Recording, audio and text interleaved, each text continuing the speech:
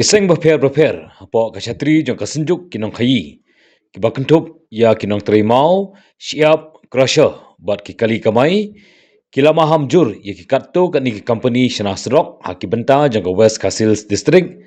Halor kanong rim bagi company kila persang bandi ya kimau syakiri pajba hapo jong kathan nong stun. Usketri kasenjuk katau ba mau koridor khars imli ulong bagi senjuk kelayo jengtip kebatikena bagi company Shana Serok haki benta jangka West Castles